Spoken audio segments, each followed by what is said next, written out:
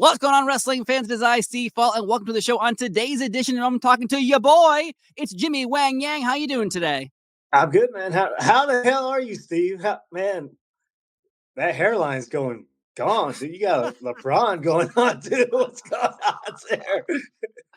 What are you, my wife? What? Your wife said, loves it? My wife, no, I imagine you and my wife got together and was like, make fun of him. It'd be fun. Yeah. So I have a few questions. Like, what about your Celtics, man? What the fuck? They're going to win it this year or what do you think? Oh, they're going to win it. 100% going to win it. And if they don't win it, there'll be riots in the street and people will be very angry. Yeah, yeah, that's true. But yeah. So that's what I was wondering. What about Bill Belichick and your Patriots? Well, I did watch the roast of Tom Brady, and it was hilarious to see all of them involved with each other, Tom Brady and Robert Kraft and Bill Belichick. But it's weird to see Bill Belichick with a personality versus the non-answers at all press conferences. So I don't really know if that's the real Bill Belichick anymore. Yeah. That's an AI. Yes, of course. It's the Boston Dynamics robot created first, Bill Belichick, and he's saying nice things instead of the normal, no comment, concentrate on Sunday. Yeah. The game's coming up. That's all he says. But, but with you have so many things going on. MLW is coming to town June 1st. You'll be at Battle Riot. And again, how did this deal come together? Because MLW was like dropping huge names all last week on Twitter, and you were one of them. So, like, how does this all come together in MLW June 1st? Let's get going. Yeah, so, like, Steve, I'm, like, old as dog shit. Seriously. So, like, over 20 years ago, I wrestled for MLW. Like, when it first started, I'm one of the OGs of MLW. And MLW was, like, a really cool company back in the day. Like, the owner, Court Bauer, like, loves wrestling more than me and you. Maybe, I don't know. Yeah. But also, he loved All Japan. He loved ECW. Like he started Major League Wrestling. He gave a lot of guys their first national platform, like CM Punk. That's where CM Punk got his national exposure. Yeah. Sanjay Dutt, the SATs, and all the young guys coming up, and also he brought in the old school guys, Dr. Jeff Steve Williams, C.W. Anderson. Oh, nice. Steve Corino, the Extreme Four Horsemen. That's what they were called back in the day. Wow. And back in the day, they had the shows in Florida, part of the Florida Network. But anyways, so 20 plus years later, so like they come into my town, Atlanta, hot Atlanta, and me and Jazzy Yang, like it's just some crazy things you do for your kid. Yes. Giving them horsey rides when they're breaking their back. I have 3 children, so they have destroyed my body. That's where my hairline went to, Jimmy. The children made it fall out. You know what? I'm gonna put away the easy questions. I'm gonna put those away, and we're gonna get the hard ones out now. I got a question for you too. So I have 2 more questions for you. Oh man! But also on this card with you is Paul Walter Hauser, an Emmy Award winner. And let me ask you a question about this. How do you feel about him being in MLW? Because this is no longer the celebrity game of only going, say, to WWE. Celebrities are going everywhere to all organizations. How do you feel about this? And of course, Paul on the same card as you might get into a bit of a fisticuffs. So here comes my questions for you. Okay, so boy, you love Karate Kid, right? Yeah, who doesn't? You love Cobra Kai, right? Yes, of course. Can you name the characters on there? All of them? No, just the main 2. Well, I haven't watched them in forever, but top of my head, I don't remember. Mr. Miyagi. And Daniel-san. And those are the 2 main characters. So okay. So this is getting into it. So can you remember? Have you ever seen Barry Gordy's The Last Dragon? No. You don't know Who's the Master? No. Who's the baddest mofo? No doubt around this town. Sorry. I've been watching the same movies probably over and over. See, these are probably you're too white, Steve. Too I white. think so. You're too white. You're the Larry Bird of pro wrestling media. I'm just kidding. So, anyways, This is fun. I love Karate Kid. I was in Miss Miyagi's last movie ever with my girl Gail Kim, Roy Kill, and I love Johnny and all this kind of stuff. But the master is showing up. This is the last dragon. We got there we Johnny's go. All right, so there's some reference for me. We got some Johnny's story, but this is the baddest mofo, no doubt, around town. We need to see his backstory, and so that's the thing with Paul Walter-Hauser. Like he's Cobra Kai. I'm the last dragon. Very good. Okay. Bruce Leroy would beat the shit out of Daniel's son. Show enough would beat the shit out of Johnny. Show enough is the master. So so I got a little issue with Paul Walter-Hauser. Wow. If he wants to bring Johnny, I'm gonna bring Ty Mock, Bruce Leroy, and then it's gonna be interesting. So, but we need the backstory of the master. Show enough. Wow. Like this. I'm learning something new every day. Yeah, you need to watch Barry Gordy's Last Dragon. Stop being so white. I can't go watch something about Mary again. You don't have the hair to do gimmicks. I can do it. Yeah. Listen, this isn't the Tom Brady roast. This isn't the Steve Fall roast. All right. Yeah, I don't know what's going on the side of you. Yeah, but did you make it into Judgment Day or no? Right. No, I interviewed Damian Priest like 2 weeks ago, and I was like, "This is the 5th time I've interviewed you. What's going on? Why can't I get into Judgment Day?" He's like, "No, sorry, no, you can't get in." So. Sorry, I guess I'll never join Judgment Day unless I run down and like attack someone. But that's how you get arrested pretty easy in professional wrestling. So let's not do that. But you need to get arrested once in your life. Well, you gotta get arrested. Now I have been put in the backseat of a cop car, but I wasn't arrested. Okay. So that's on the private section on the Patreon podcast where you can find out why. No, I don't have one of those. But honestly, like, how do you feel about celebrities being in professional wrestling more than just only shooting for like the WrestleMania appearances or things like that? So I love the celebrity angles, and that's what I'm going back to this Last Dragon thing. But like 20 years ago, I don't know, 15 years ago, I did this at Ring of Honor, and I brought Bruce Leroy into Ring of Honor because I thought it was the coolest thing ever. I grew up watching this dude. That I have 2 heroes in life, is Sting. Sting's my number 1, and then Bruce Leroy, and we did this angle back in Ring of Honor 2000 something, 2004 and stuff, and it's really the coolest thing I've ever done in my life,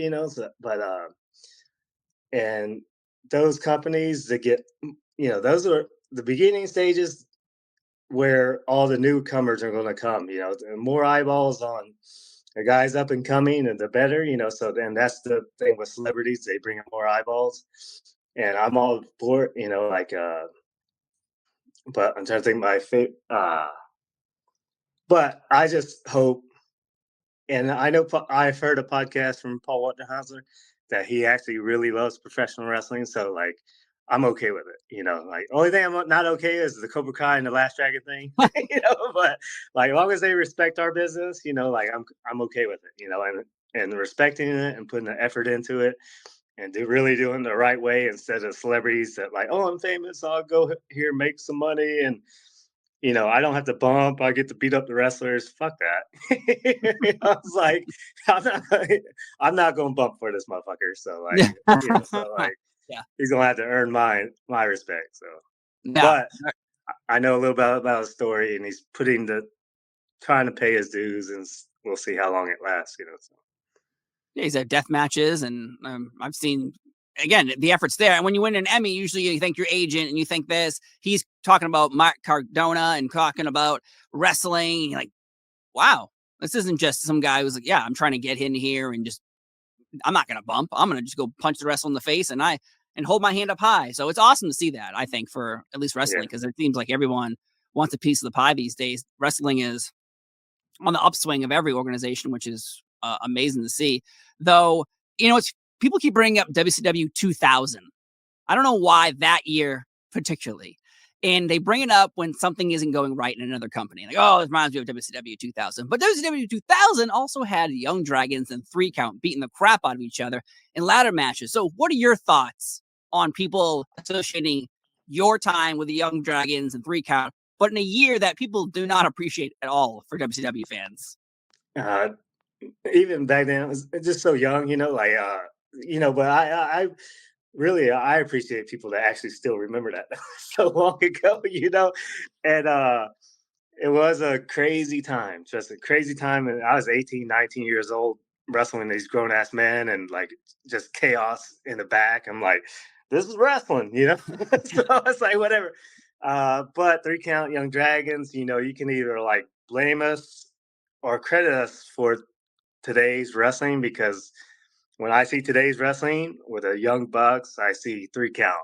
I see um, the Young Dragons, the Lucha Bros, and all that kind of stuff, and the TNA guys, and it's like we kind of started or ruined the wrestling trend with that styles of matches. But the thing is, being young and going out there and trying to do anything possible just to let the company pay attention to us. And I understand it from the new guys and the risks that they're taking because what we did, we went out there and did all that kind of stuff, and this like changing of the guards with the not just with the wrestling, but the people in charge looking at us and like, man, we need to start marketing these guys. These guys are exciting, young, and that's what's really how I think we changed the business. It's not the matches.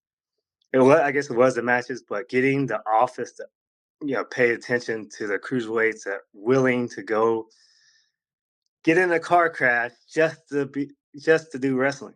So that's kind of like in it was all crazy management. That was the downfall of WCW is the management.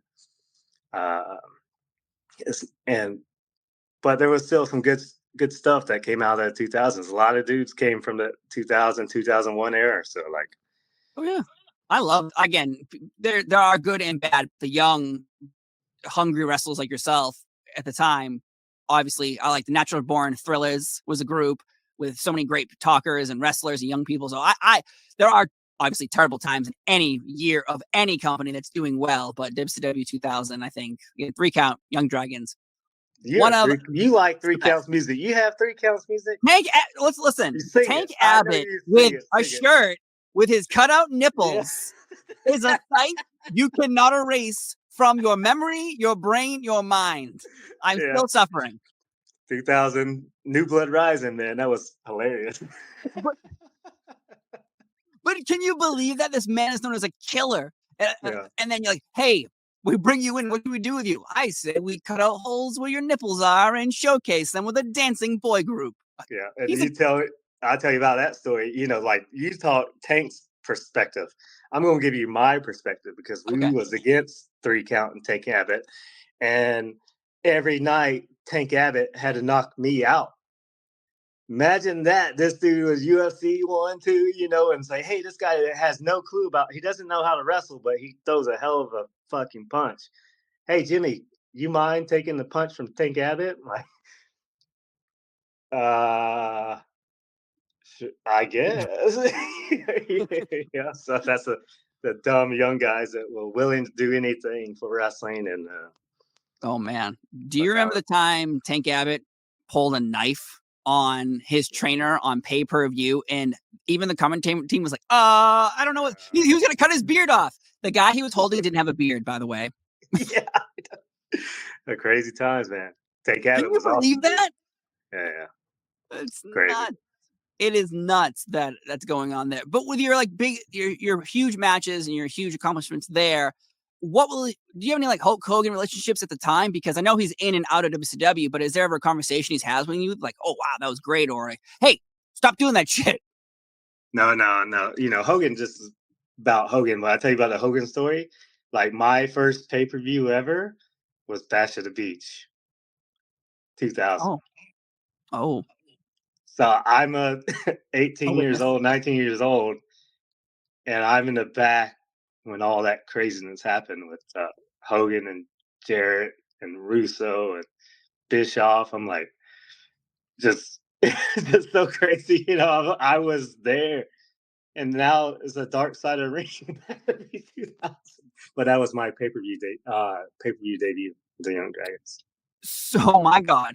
So, what is going on? Do people believe backstage that it is a work, or some people are like, oh, it's just WCW, they're fooling us?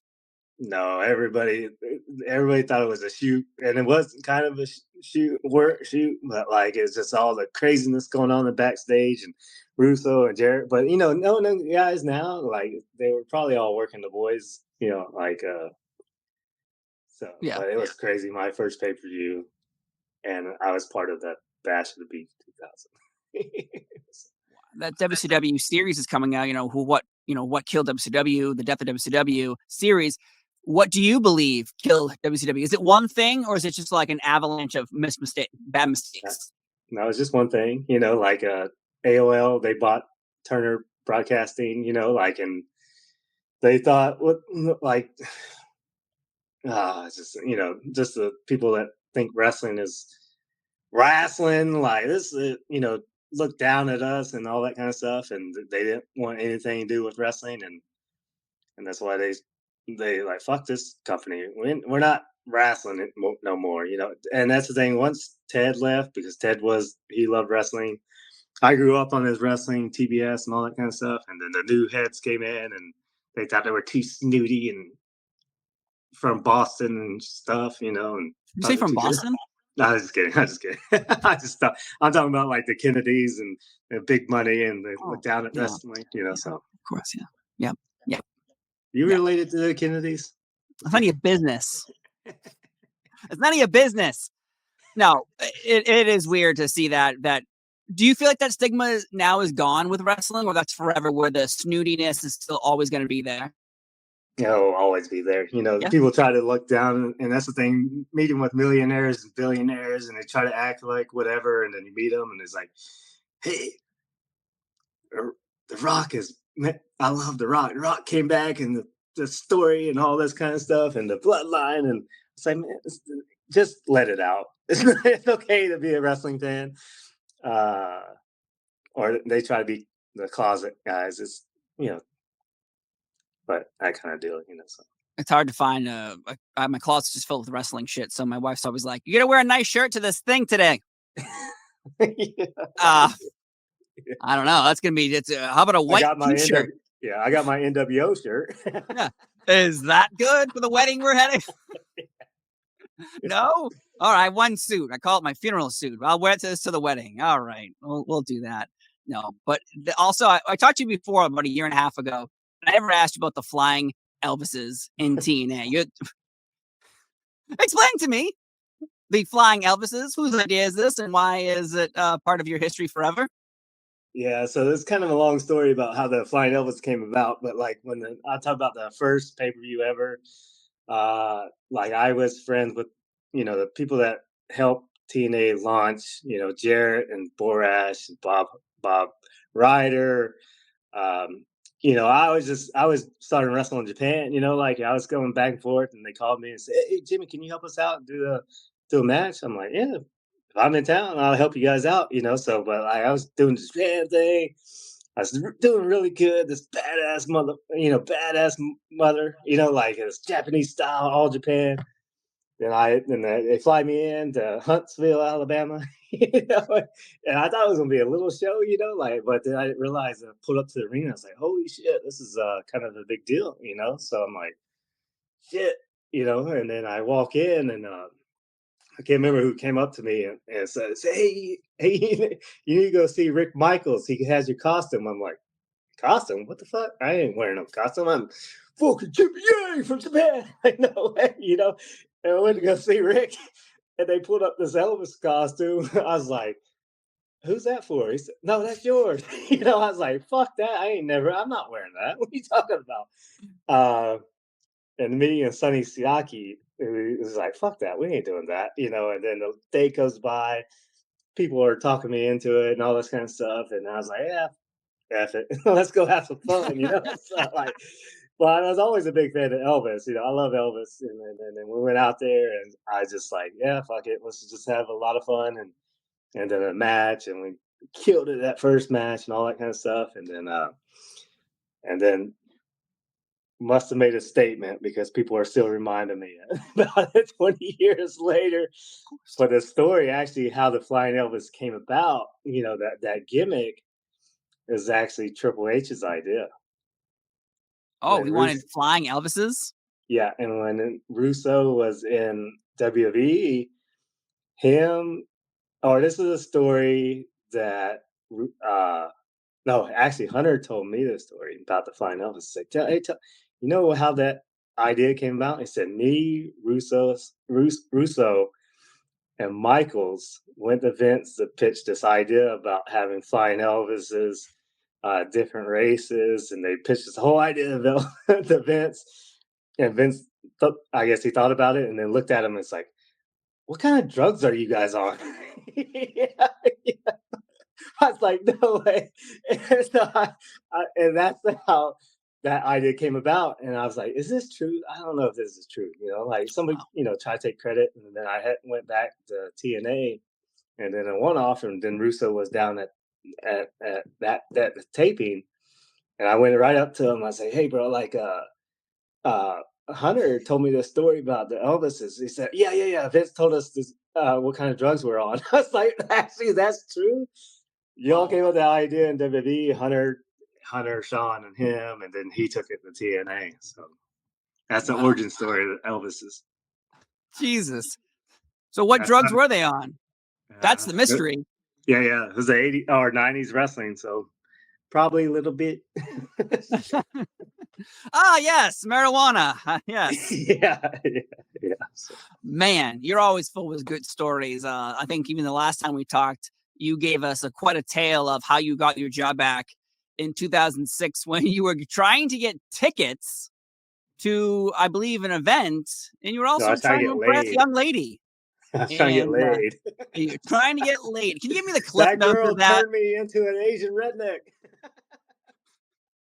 That's what happened? You try to get laid, and you end up becoming an Asian redneck. That's what we're understanding here? Yeah, seriously. Wow.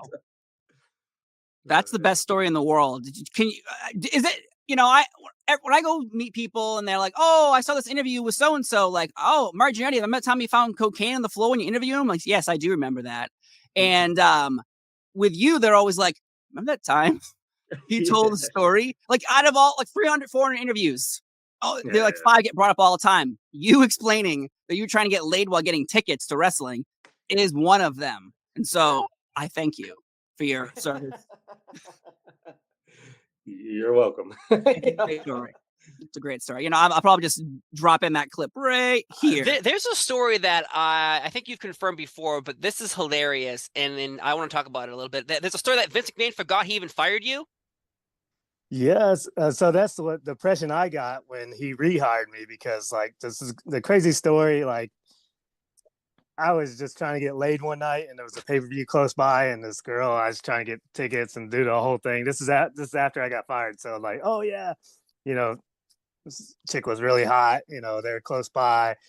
Get her awesome tickets and everything. And when I showed up, me and Vince crossed paths, and he's like, "Jimmy, where the hell you been?" I was like, "You fired me?" He's like, "What? I did? What?" And then it got busy, and said, "Oh, I'm gonna come back and talk to you." And then the days going by, and then the crazy story is that pay-per-view was when Vince was versus God. Oh, Backlash 2006. There you go. And then Shawn Michaels was wrestling against the Spirit Squad. Do you remember that? Well, that's I think Vengeance 2006 when Triple H and DX returned. But if you know about Backlash, when it's Vince and Shane McMahon versus Shawn Michaels and God, which is just like a spotlight on the ground. That's Backlash 2006 when the Spirit Squad come out and get involved. They do beat him up. So that's the spot that they did with Shawn Michaels when the Spirit Squad came out there, lifted him up, went through the table. Shawn was like, "I'm not sure if I want to do that," and then they say, "Oh, well, let's do it for you to make him feel comfortable doing it." And I'm sitting at catering, texting this hot chick like, "Hey, yeah, I got tickets or whatever," And they come run to me, and I say, Jimmy, what are you doing? I said, I'm eating catering. It's like, they say, can we use you real quick? I was like, sure. And I go to the ring, and Spirit Squad, Shawn Michaels there, Vince, and Michael P.S. Hayes. And they say, Jimmy, you mind if we just throw you up and put you through this table? I'm like, okay, And so I'm getting ready to I get in the ring, and then Michael Hayes tells Vince, like, hey, Vince, you think Jimmy should do it? He's not under contract. He's like, oh, he should be under contract. Let him do it. And they threw me up 20 feet in the air, went through the table. Sean asked me how it felt. I said, yeah, it wasn't too bad, So, and then he did that spot, and then he's like, went back to catering, lining things up for the night, and then they come to me again and say, hey, Jimmy, can you come to Columbus tomorrow for Raw? I was like, my mind, what I was going to do that night, it's like be up all night and do whatever. I was like, yeah, I guess, I'll come to Raw, it's whatever. So that plans got changed, and I went to Raw, and I showed up, and they say, hey, you mind doing a match on Sunday Night Heat with Charlie Haas? I'm like, sure, and then we did the match and had a really good match, in my opinion. Yeah. And then after that, they's like, hey, can you come to Cincinnati tomorrow for SmackDown? I'm like, man, I want to get laid. Like, whatever. I was like, man, you guys ruined it. But whatever. So I was like, yeah, that was my hometown for a long time. So I was like, yeah, I'll come down. And when I walked in, they say, hey, come with me. And they offer me my job back. And then that night goes by, and then I'm kind of getting long-winded with this one, but like, I love it. Keep going. Okay, so the night goes by, and then I was like, man, I want to go thank Vince McMahon for hiring me again. This is my third run with the company. So I wasn't expecting getting hired back, and all that stuff. But this guy's hired me 3 different times, so I knock on his door in his office, and go in and say, hey, Jimmy, how the hell are you?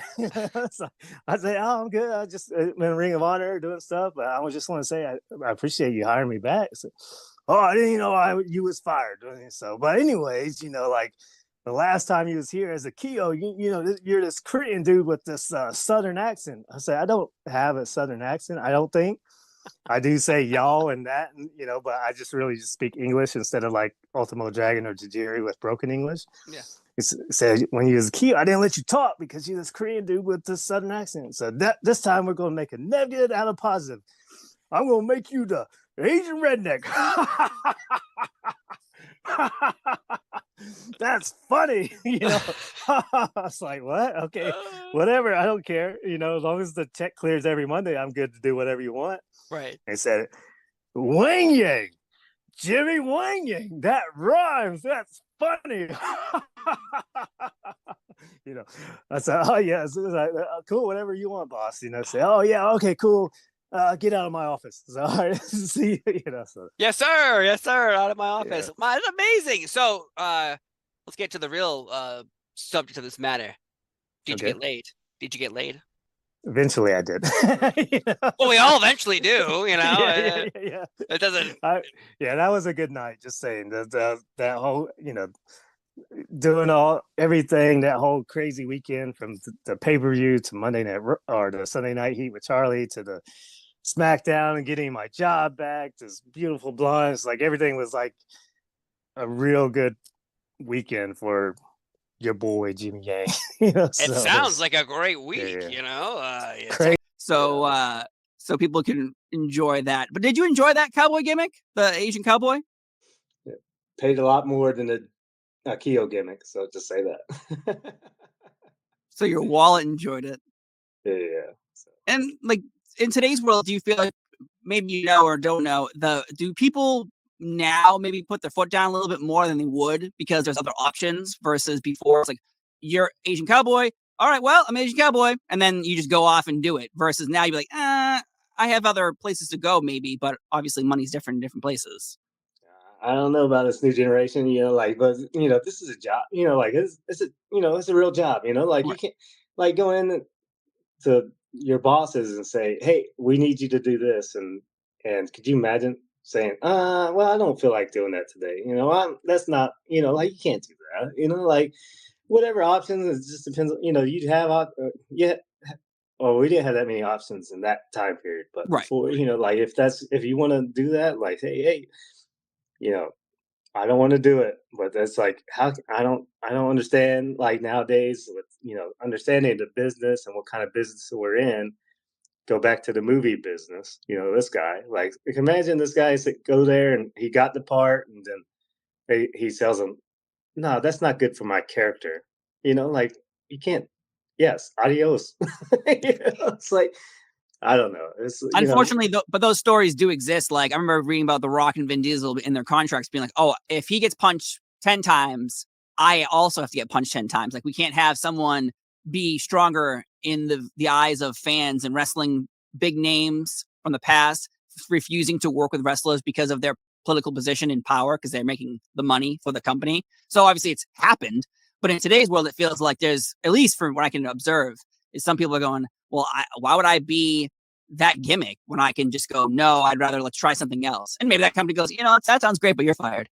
Or they're like, okay, let's figure something out. Because obviously each boss is different. So yeah, you just try to make the most of everything. In my opinion, that's what I did. Every chance I had, if it's 1 second out there, half a second, just make the most of everything. So that's what I try to tell Jazzy.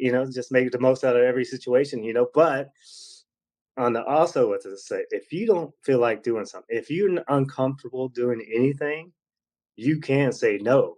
So it's that's one thing. It's like, I make the most of everything, make as much money as possible. But if you really uncomfortable with something, just say no. But it's not just no, you explain it to them in a professional way. It's like how this, you know.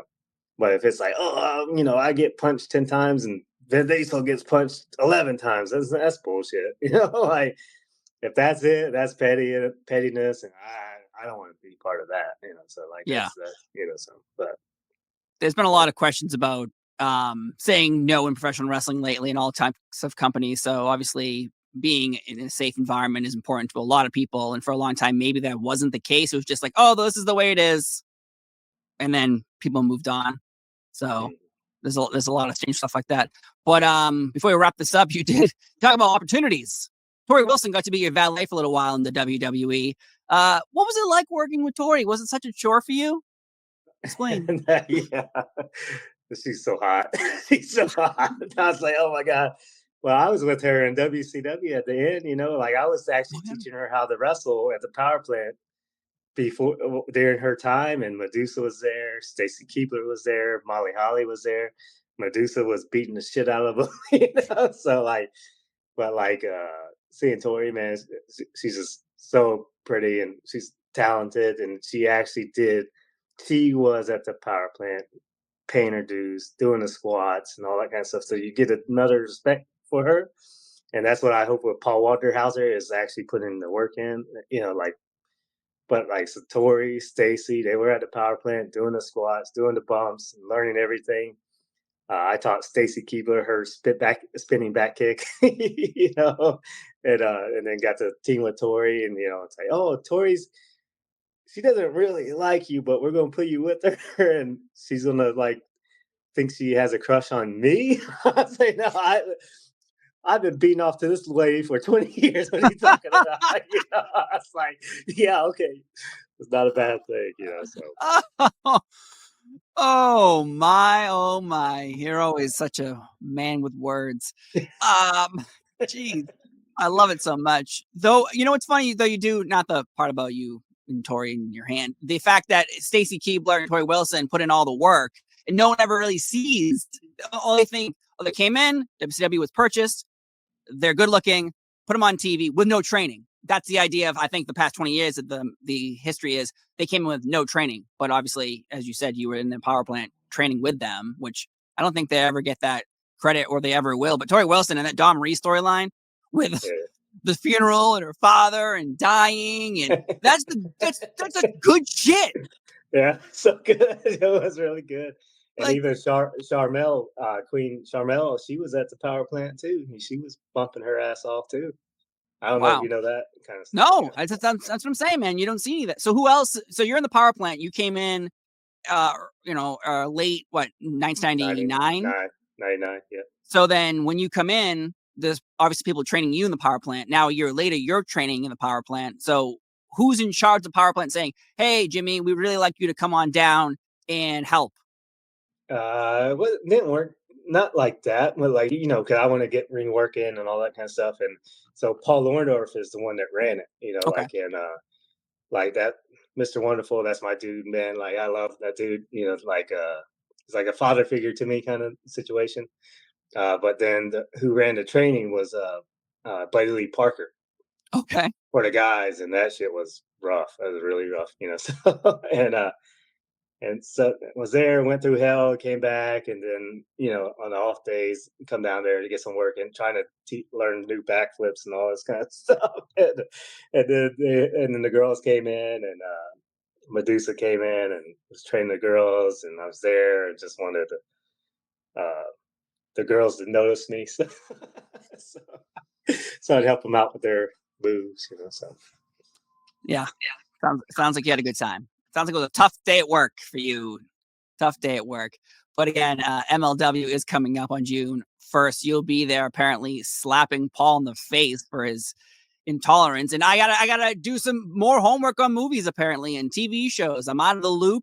I think I've been watching Blue too much with my this kids. Is 1985, man. Well, I was born in 1985, so I've seen movies that are older. I wasn't watching Jaws in the womb, Jimmy. I've seen it, so hopefully I'll find time today and force my children to watch a movie that might be not children appropriate. No, it's totally family friendly. I feel like but it's family. It's like the Last Dragon is kind of like the Shrek of back then. There's like a lot of adult humor in there, and then it's for adults and for the kids and stuff. It's like watching Shrek, but with all right. We'll do that. Well, again, thank you so much. And what do you have coming up besides MLW as well? Yeah, I got a few things in the works, but like like I'm dad, and I'm trying to finish my story. I don't know if people know my story, but like what story do you want to finish? Just Jazzy Yang. Yes. That's it. Just and going back to Atlanta and stuff. I've had a pretty rough road in wrestling, but I just, I want Jazzy Yang to get the Cody treatment. So, but yeah. So we'll see where the story goes, but like only thing really, I just want my daughter happy, and if wrestling makes her happy, we'll just keep on doing wrestling. So well, there you go. Well, Dad of the Year competition right there for me. But I got to say, thank you so much again for coming on the show, talking about all your amazing stories. And MLW coming up June 1st, where you're going to slap Paul apparently in the face with your t-shirt that you're wearing right now. Not a slap him, fucking karate kick the shit out of him. Spin kick. No, yeah. This is a karate. I'm nervous now for Paul's face and his body. And probably his groin. But thank you so much for being here again, Jimmy Wang Yang, your boy. I'm Steve Fall. Have a great day, and we'll see you next time. Bye-bye. I'm your boy. Yeehaw.